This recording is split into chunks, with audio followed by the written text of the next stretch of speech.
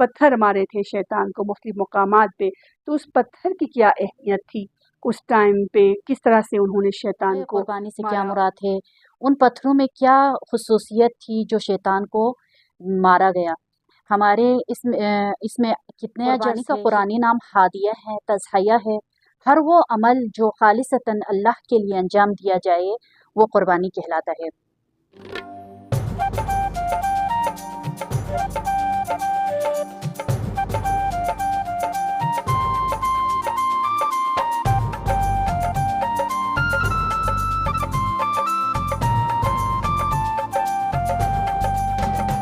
اعوذ باللہ من الشیطان اللعین الرجیم، بسم اللہ الرحمن الرحیم۔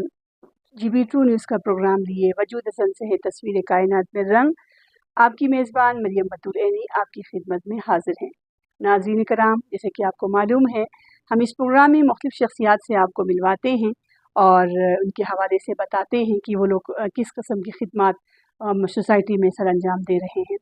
اور آج کے ہماری جو مہمان شخصیت ہے وہ بھی ہماری جانی پہچانی محترمہ ناہید آصف صاحبہ ہمارے ساتھ تشریف فرما ہے۔ السلام علیکم خواہر محترم، آپ کو خوش آمدید کہوں گی اور ساتھ میں عید مبارک بھی۔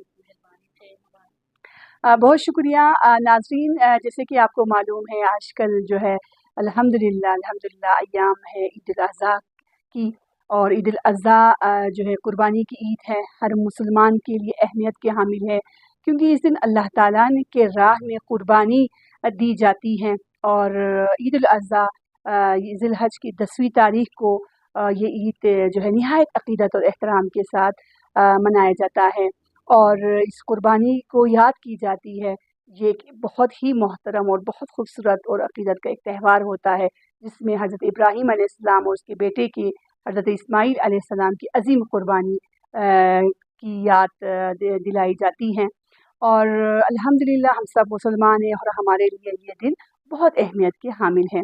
خواہر عزیز ہمارے درمیان تشریف فرما ہے، گو کہ عید کا سلسلہ بھی چل رہے ہیں، تو الحمدللہ سب نے قربانی بھی کی ہوگی، اور ہم چاہتے ہیں کہ بہت عقیدت کے ساتھ جس طرح ہم عید کو مناتے ہیں اس میں ایک علمی لحاظ سے بھی ہمیں اس چیز کے بارے میں معلومات ہونی چاہیے۔ تو خواہر محترم سے ہم پوچھتے ہیں فضیلت قربانی سے کیا مراد ہے، اور فلسفہ قربانی سے بھی کیا مراد ہے۔ اس امر کے لیے حضرت ابراہیم علیہ السلام اور ان کے بیٹے حضرت اسماعیل علیہ السلام کو رب تعالیٰ کی طرف سے کیوں حکم ہوا، ہمارے لیے کیا حکم ہے، کس حد تک ہم اس عید کو کس طرح سے منایا جائے۔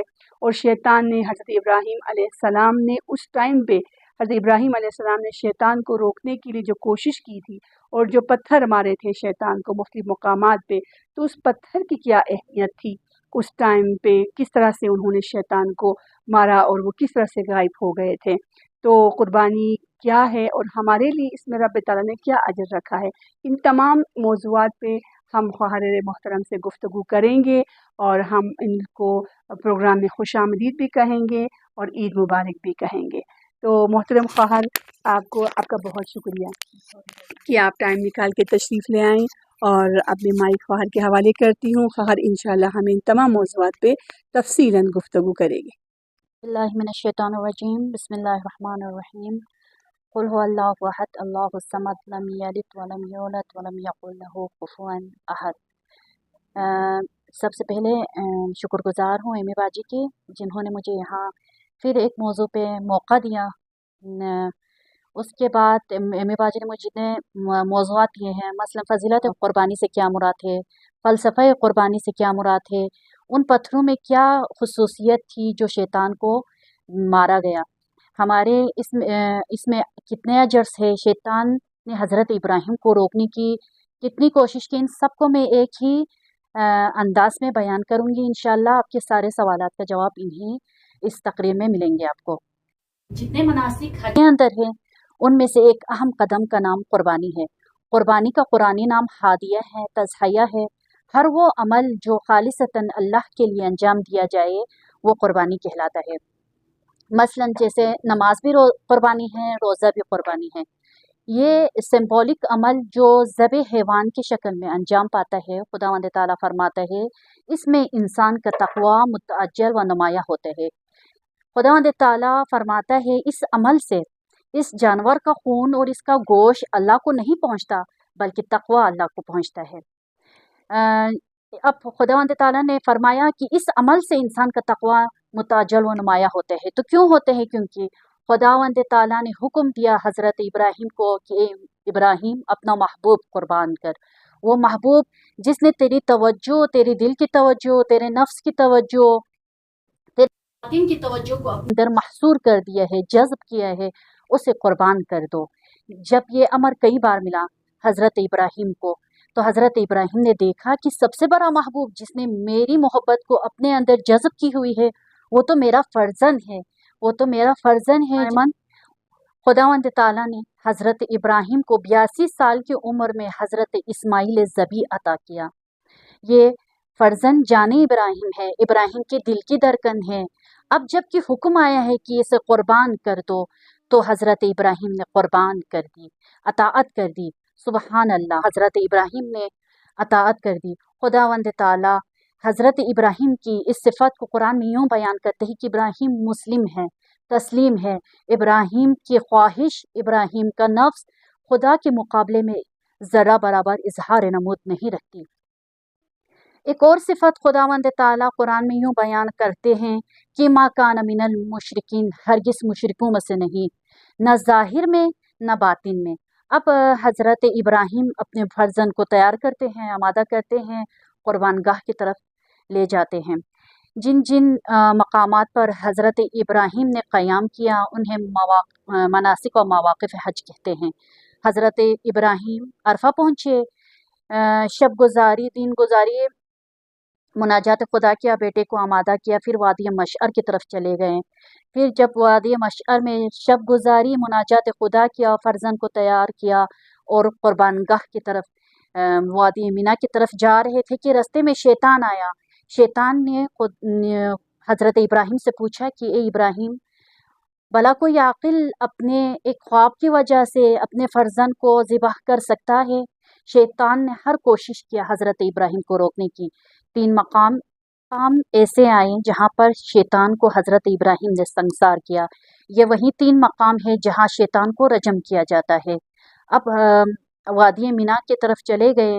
وادی مینا میں جب بیٹے کو قربان کرنے کے لیے فرزند کو لٹایا تو خداوند تعالیٰ کی طرف سے حکم آیا کہ ابراہیم، ہم ذبح اسماعیل نہیں چاہتے، ہم رگے حیات نہیں کٹوانا چاہتے، بلکہ ہم اس تعلق کو کٹوانا چاہتے ہیں کہ اس ابراہیم کا دل متعلق ہے اسماعیل سے، لہٰذا حضرت ابراہیم نے اس تعلق کے رگ کو کاٹ دی۔ قربانی ہمارے لیے ایک سنت ہے، حضرت ابراہیم کی سنت ہے، لہٰذا ہمیں جن پتھروں پہ ان پتھروں میں کوئی کرنٹ کی خاصیت موجود نہیں تھی، بلکہ ارادہ کرنا پڑتا ہے۔ آج جب کوئی والدین اپنے بچوں کو دین کی طرف لے جاتے ہیں تو شیطان ورغلاتا ہے اور ورغلاتا ہے۔ ہمیں کوشش کرنی چاہیے کہ ان پتھروں میں کوئی کرنٹ کی خاصیت موجود نہیں تھی، بلکہ ارادہ کرنا پڑتا ہے۔ آخر میں ہم خداوند تعالیٰ سے دعا کرتے ہیں کہ خدایا ہمیں بھی مقام ابراہیم پر جانے کی توفیق دے، مقام ابراہیم پر کھڑے ہو کر مقام ابراہیم کے نقش قدم پر حضرت ابراہیم کے نقش قدم پر چلنے کی توفیق دے، آمین یا رب العالمین۔ اور بہت شکریہ فاہد ناہدہ آصف صاحبہ، آپ کا تہہ دل سے مشکور ہوں۔ آپ ٹائم نکال کے یہاں آئی اور آج کے پروگرام کو رونق بخشی، اور ہمارے جاننے والے، ہمارے دیکھنے والے ناظرین کے لیے بہت اچھا انفارمیشن آپ نے دیا، معلومات میں اضافہ کیا۔ وہ کہ سب کچھ تو کچھ جانتے ہی ہوں گے، اس چیز میں علم رکھتے ہی ہیں، لیکن پھر بھی اس ایام میں ہمیں واقعاً علمی طور پہ بھی، ہمیں عملی طور پہ بھی، علمی طور پہ بھی ان چیزوں کو عمل میں لانا بہت ضروری ہوتا ہے۔ تو مومن کے لیے ہر وہ دن عید کا دن ہے جس دن وہ گناہ نہ کرے۔ اللہ تعالیٰ نے ہمیں بہت سے مرتبے رکھے ہیں، بہت سے مقامات رکھے ہیں جہاں پہ مومن جو ہے ان چیزوں کو، ان معرفت جانتے ہوئے ان کو منائے، اور اپنے ساتھ غریبوں کو بھی نہ بھولیے گا، ان لوگوں کو بھی شامل کرے گا جن کے جو ہے کوئی نہیں ہے، اور جو کہ غریب ہے، بے سہارا ہے، ان کو بھی اپنی خوشیوں میں شامل کر لیجیے گا۔ آج کی اس خوبصورت باتوں کے ساتھ، خوبصورت علمی گفتگو کے ساتھ میں آپ سے اجازت چاہوں گی۔ اللہ نگہبان۔